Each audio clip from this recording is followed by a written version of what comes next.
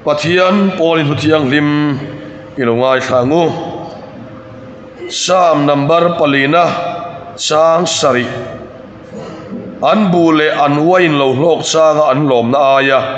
lom na sa jok ka thin lunga hian yom tira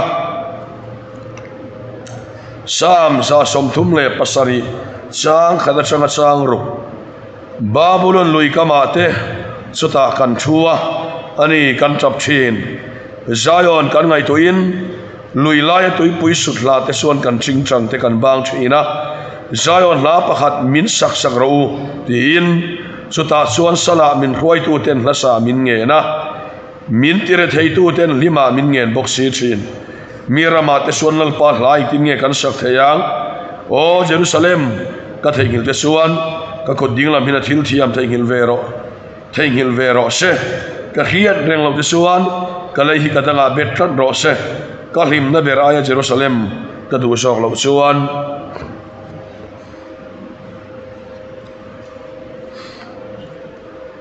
dang ni lo chia yang Korin khuami tene na tir ko pole khathon pani na bung som le pani chang saria chang hian chang som so hian tin khriat tin na su ana sat e mawanga ka in ngai hlutuk lo nan ti sa ling mi pe ni setana tir ko kut thak loina na mi mang tu tur chu chuti lo chuan ka in ngai hlutuk da nge chu mi sung sang thu a chon mi kian san theinan lalpa suvoi thum kadila tin ani suan ka hena ka khongai nai ta na to ke ka thil ti theina hit sak lo na sin ti fam kiminom ni atita a chuti suan Krista thil ti theina su ka sungom theinan lomem emin ka sak lo na tai ka suang to so kang chu wangin Krista wangin sak lo na te chiat na te nek sor na te ti du da na te no sep na te kalom thina ni ka sak lo piang ina ni ka sak thin ni thu ngai khap tenal pon kan satan mal min som sak ro se pathian ne nai chong cha yang lalpa kan pathian min mangai tu camping follow kan nei chun zom min la phal sak zela ruwa sur ka ra po mi heti zat mai nang ma pola i thukil ngai tha nang ma fak thei tu ra min la hip khoma wang hian kan lom lom thu kan khila che zaina hian lalpa mamo kan nei kein ko kan ho mamo ka khelo nang ma ni khia ikal tang na man ruwa mai min mang leng che sarua kini ma kalau ding nang man thu soyang che hi Yesu Krista mingin kan on dile amen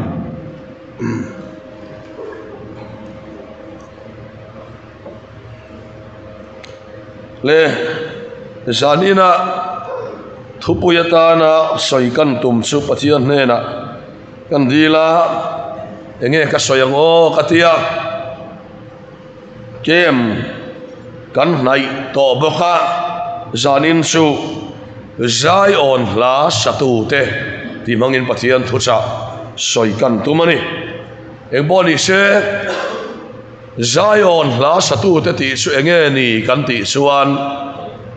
Zion la kan ti chu an Jerusalem la pathian ina indona ne sak thin ziate Israel te sunga pathian thatna te har sapna le mangana nuayan ompoa anam thanan ni na nga pathian in achel tat te Zion chua in puan na ta na om na ta na than thu te sumi chan chin la an sak na chin le sumi pathian an fak na la chuani a chu Zion la kan ti chu ani tin Zion hi om sia chu mizo trong in mun khoro tina nia om sia taka chu zol le Isai hian Isai bung som thum le panga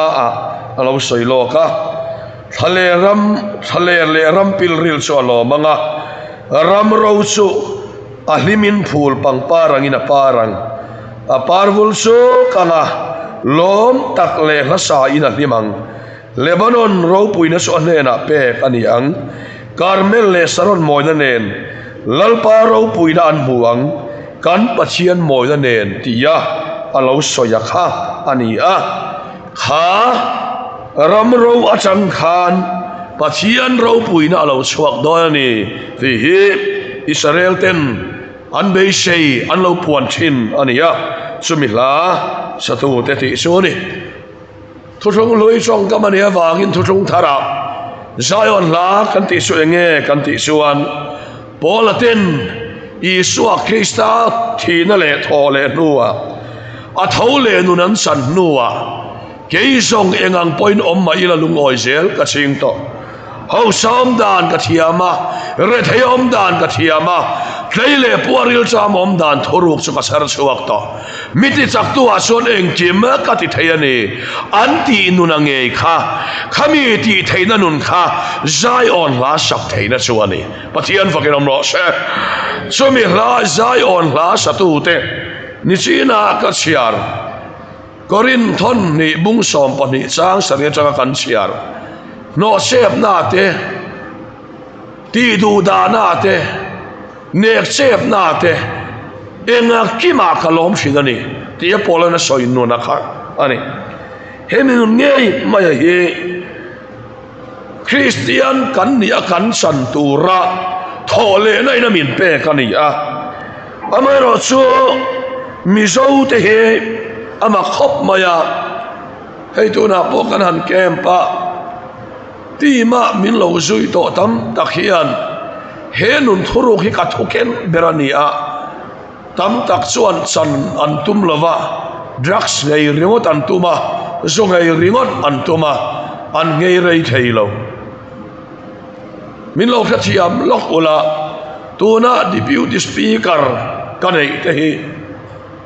nun thua chuan ka thluk lo sok o mangi o katia pakhat zok hi lalpa ro puina ni se Josuar fa ania pakhat zok chu anu le pa zuin thin anni tin kan leader pakhat zok po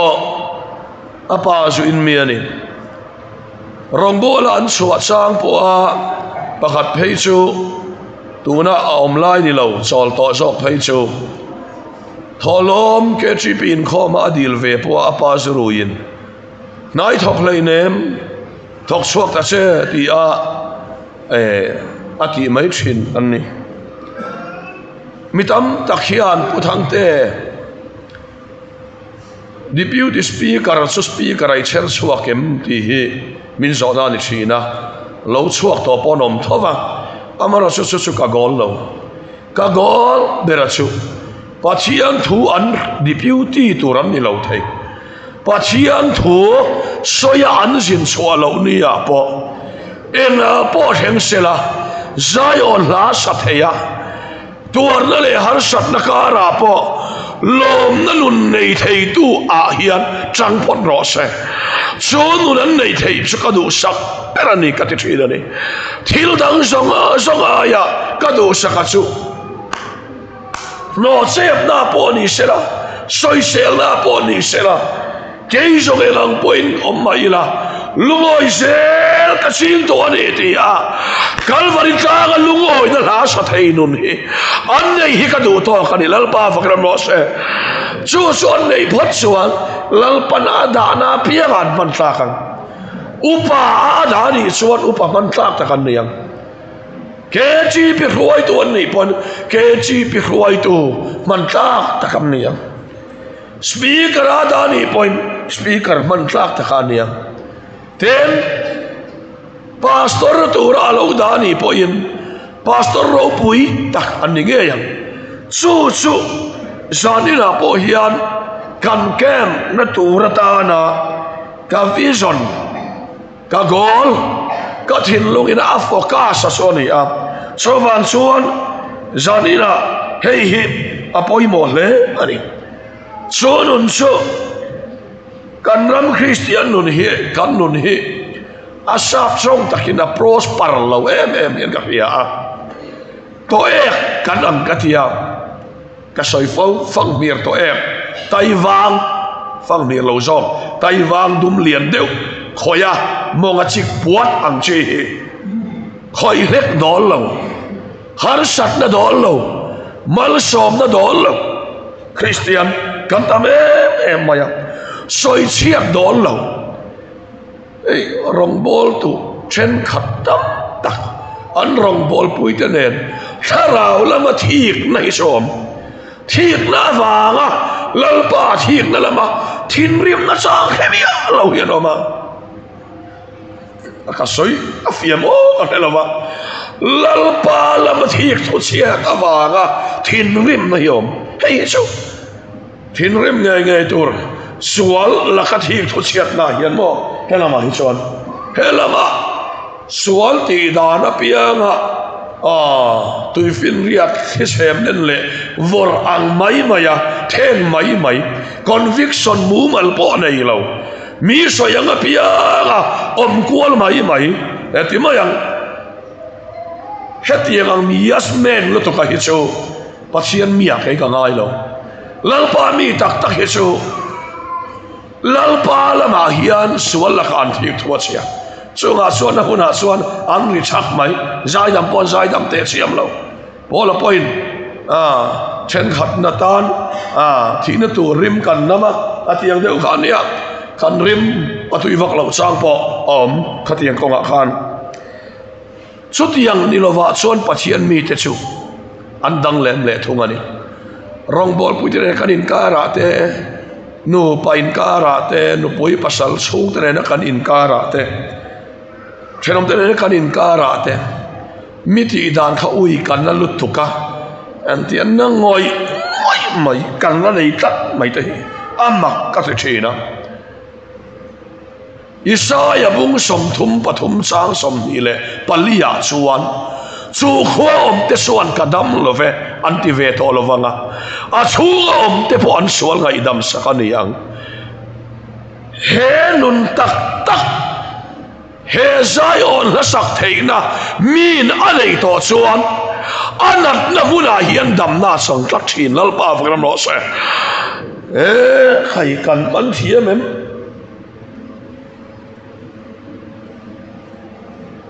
anak pau le adam ani to ani nang ti teng ka thin lu nat na tura kher na le kheina ka to nat pau le ka sarau hi chaka lal pa ka him na ya sang ani polan Krista tuar na chukan chunga achuang aliam angin kan lom na po achuang aliam ani minun ram te nun sang ram ni te yer kan ngaya thole nun sang tu te keima ni anga kan mi khing poi pala te pon an nei he nang le ke tan pe kan ni lal pa fakilom ro se so non sei nei ngat ani suan imo eng ma hen at itlu don lo reng se itluk na tur man ro hi nang ma bei tura khiam khai reng cher reng asot lovang kong khata an bayang senga kong sari an tan siang lalpa vakram rose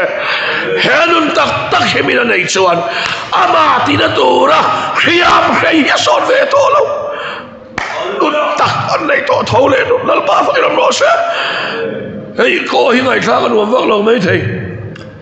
aron kala changin ka khitanga chuta pumlama min han boy puya min Jackson thul panto prazolin voi som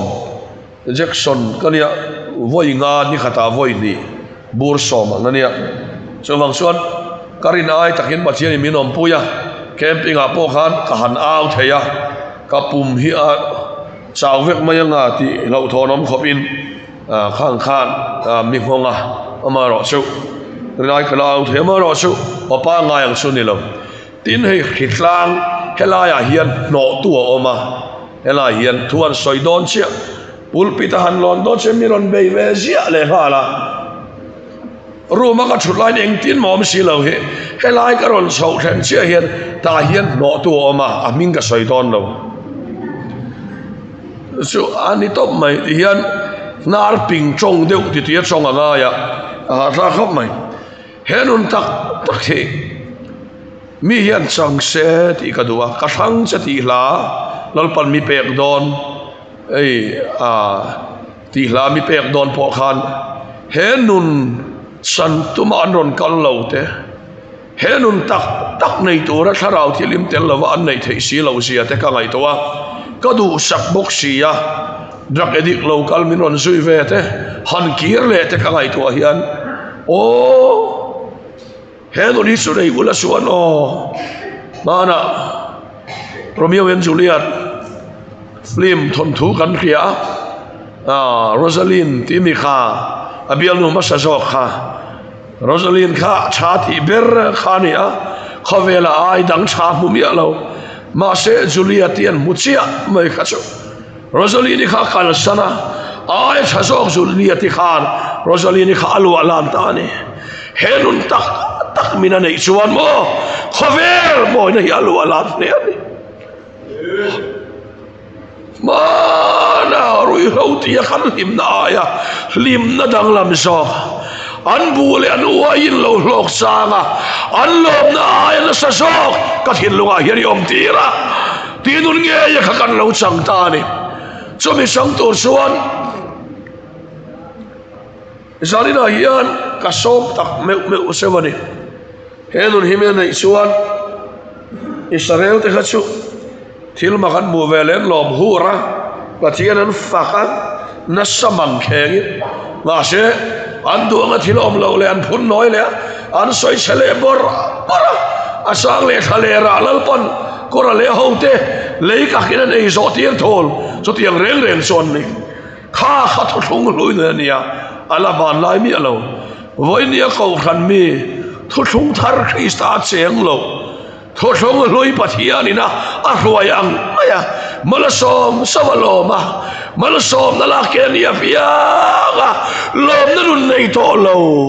in watam tak em unau te o zalina hian enge kan mu kan ti suan kan duanga thila thel lo nia po kalam na beri suwa katana thilal pa vagram rose ei hi khovel hian sumle pa hi min la sak ma se he kalam nei su min la sak thei to lo ule na varil run nak na hilo theng ma se lal pa kalam nei su lang bo the ni to lo ena ma ne thei to lo vani ti nun tak nei torin ke pa hian ilo tengo dia ka som su tu na hian min tham ti non se so revival speaker ni na hinge idu hemin nun hin i se a khai khina than tur ni na se son sinon revival speaker ni na le mun sa takadin thei na hi kamang tha ngal ma se than tur ani lova khai khin tur ani lova he du na wa ga voi ni chang hi kania so wang suan pathian khong ai na ni ti ka hia le a ayan lu hi khovela hi da op thei mi ano speaker hi su ka chau pui don lo kanun na Krista ngei puturin lalpan min kai thau don nal pa gram lo se chu ai lu tur tang som lo khim top chu an lo nei lo man Israel te khan BC zaruk le zangai karbor vela Babylon solar han tang ta ai kopta sultan lo ang te vin zalen takin lal arte zer sida tam tira sum don te phal saka dor nei te phal saka zalen takin an tanga ma se sala khwai tu ten Zion la so tu ron ngien ta chia maya ta suan mira mo ma sultan sum suan Zion la an lo sa thei reng lo so ko har sat la lo khenga lui mang ang su lalapa kan ne na omani tia trong kam sakria ni lo sung lam chen sil na ne na soi chin pa in hi lo chuan ke mai non lut pot mai te ipiang thar lo ka ti lo che ipiang thar to ma se khovel o tham he do ni ani min lo kha thiam lo ola kai kan ti mi an YouTube channel kan na ya kan channel la kan sermon hi kan upload zela sunga chuan min ron private lo sermon lo ngai thak tam takhian uthang te inun nei ang hi nei ve ka cha min ron ti hi ka tong nual to ani pathian khongai na wangania angai kha isoi ang nun hi tu na hian ka sarve ta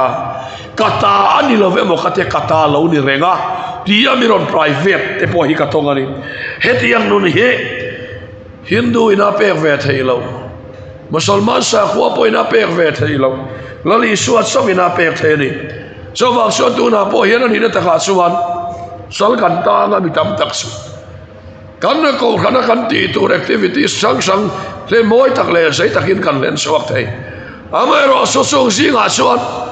kan sen pui te ngai poin Zion la kan rong bol pui ten kei mania hian testimony thar lalpa sen silan be saya soitur om silo o camping ni se soirwal kawan sak em Zion su enge ni mun ro mo mun khoro ani a so su Isaiah suan Halel rampil ril su alo manga ram ro su lanimin phul pang parang na parvul su kang rampil ril apo paron suak hel hisuan rampil ril su kan khiati ro tu ma tho polo mangai tu te an kian veka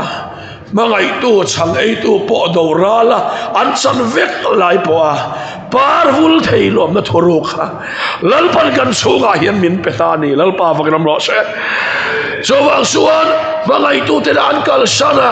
mi te nga man ngai lawa soi siat la ruwa man om lai po a an nu na parvul thei kha thale rampil ril phul pang paranga parvul so thei tur khopa thole nu na pe te kan ni to sin ma se tu na kan Christian na hiso sa khodang ne na min khai khen te boy a om hi ka te mania group pakata Hindu te aya kan that bi suan lo na non saya speaker pakatin Hindu te aya min khai khin sia hi ke chu kalung oi thei lo isu pon be ve lo kanin ang lo ati adik kati khop maya so asuan ege min khai khin san kan ti chuan kan nun hi lali su min pe kan nuwa lo lu tuk le kan sang lo lu tuk hian kan Christian na po hi lu lo wangina so zo fek to ne an lu ta sin pola te ka so ela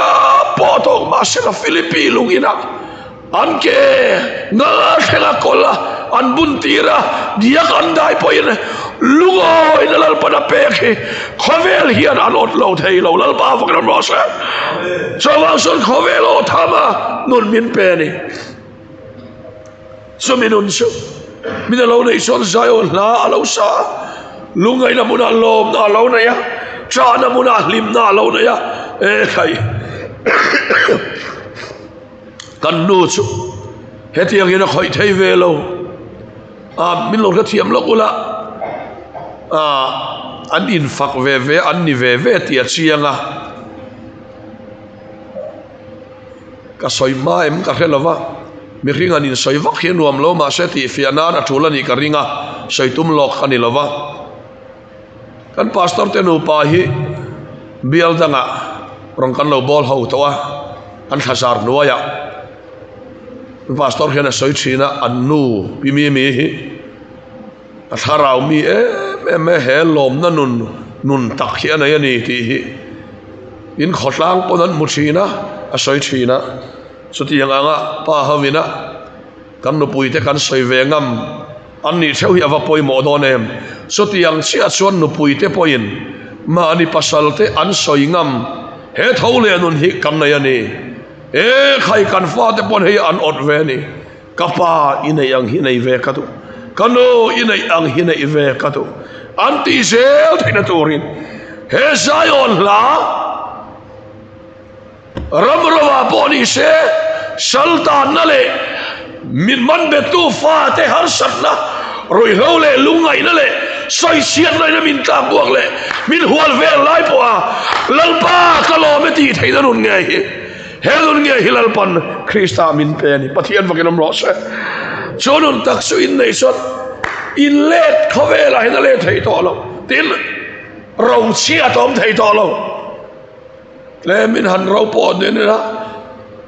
thale ram ro ani po le khan phul pang pa rangaron vul tur kha lo om to mai so tiang suan zan ina hian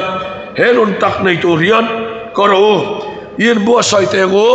te he pathian thui min ko mu a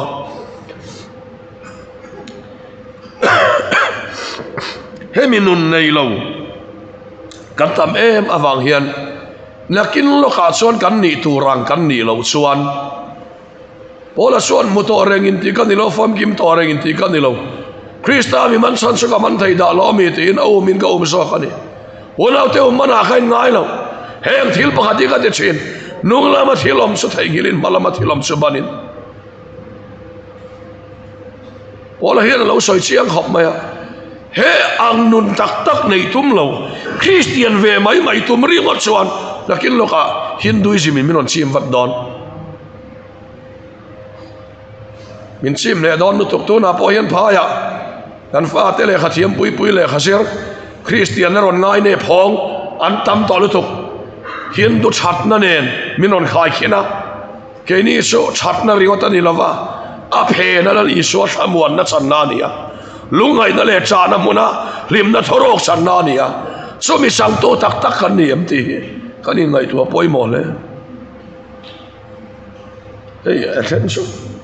ngai tha chen su in kun le por to ma ya tum hi nei te u tum hi kan ti teng kan rami Christian ram nget ni kan nget don lo he ti ringot hi chuan nun tak nei kan tum lo chuan a cha kan ngai te dal an chang ani tak taka chuan mo kan soi lo mai lom thil ka tu soi hi negative zo nga thil soi chi kan ni lawa positive achanga a negative po soi chi kan ya kalam ka soi vak do lawa ma ro su ei to lu pasana point lai ron lenga ka tu soi dan min ron soi fia saka ke ai na soi fia thiam zo ka engang in nge thu ka soi po kai ka lo kha thiam lova min ron soi fia saka til a negative la mi soi lova a positive achangin negative lai chalo lai khai chuan na I thoka hi a tha ka ti khop mai tia nie adik chia amaro chu mitam taken lo soi ni pon andem om chuang lo enge chan kan ti chuan tu na hian rong bol tu wa kan ngai te bright ta kan ngai te hi khovel ne na so pol thiam hian ni to ni o in lo ngai tu nga him ani na ta ka chuan khovel ne na so pol thiam pathian mi te ne si nga pom thiam khovel mi te a po biar vadom pui thiam rui lu tuk si lo a fing to ka rui ka tiang te ka mi bright mi chang kang rong bol tu cha kan ngai to ni so mi zo ra ma hian kam te na ni ta for ni lam nam ni su chin mol kan ti to ni so wang suan ala ya hian tian khipuk ang hian America ang khwan Democrat so le conservative ho an chang lak ang khwan nakin lo ka hian kan ram po hi pathian thua tak tu pol le cho pol du pol hi kau kan ni kan la phel phuk ma yang ti soi har ta kan ni so ti yang so ni wangin zai lai no na tu kan ramin atak tak kan so na ngai ta khovel le na so pol lo mitak ni ya hun ta amen ya rong bol tu rual po ni Sunday school sir tu to ten chan tu din mun thegin azavain khang song khan una tu khovel mi te tonang sen nek tong mai tur kan ni lang khovel mi te aya dang lama siap mak tak le dang lama taka thole nai na din kat ni khovel ida ngam lo nun thuruk nei tu kan ni kan sa zo sabani so ti yang nei tu so sa na una tu ek mi ge kan ni sa dina hian har sat na le mangan na ten min man bet sung hian zayon la ka sa thayem lalpa ro pui na puang suak thai kan yem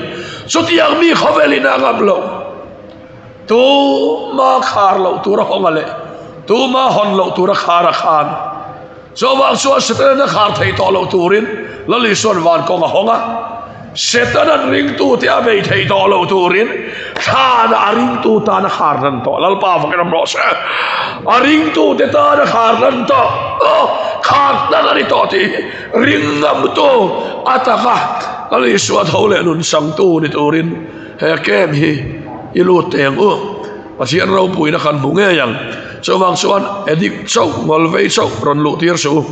nang ma ni po ron lu ve ro ek dir nge niang anon suwa ka nga akong ko mo tu turin ni ani na taka suan ipian thar raw wang ni lovin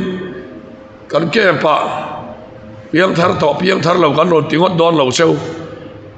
he nun taka hi kan soi don kan soyanga in ngai thangar ngaranga in sang top mai don ni mai kata lo ni renga ni moi ti don in nei lo po kan hil don lo cheu in nei in ta lo mo in tia kha in ta ni isia bible mangin kan soi don lal pa fagram ro se so hala le khaton pakhat na bung thum sa khatai tin nge soi tin nge soi kha now te pasian ne ta in nia so in ngam to nang ma ni ma su in langam don potilo in ngam to atia don tromi NGO ne na tian dia wangin banner po kanon siam sia lawa ti mian banner kan na ya kan keng thina kan kin lo point ko pui le amai dewa kan rong kan bol son ko ran lam hian an lo siam mai thina banner tu tromi engma kanon sei lawa hian rombung ria chang som thum pasari min mangai tu awang son ro pui takangam tu kan ni ti hi kan tar ko maya chung su in ngam dola ti lova in ngam to atia nang mani oma su khovelo ma chu ro pui so khawangin khovelo om ka ngai tu na karil ru lau na mang anna zong aya ro pui so khi ka chunga i so om to ani ka chunga van la lamu ka ta na to kelal pa fa kelam ro se so minun nge so ka nei to ani re thei ka lau lau tlak sam ka lau lau i so ka ne na om ani so wa sa rong hi ka bol sel don khai lal pa rong bol ban sana aya tho tur dang ro pu hi kan mu tol lal pa i rong ka bol sel don ti hi mi na lo thang ta ni a thu kan soi te lal pan kan sa tan mal min som sang ro se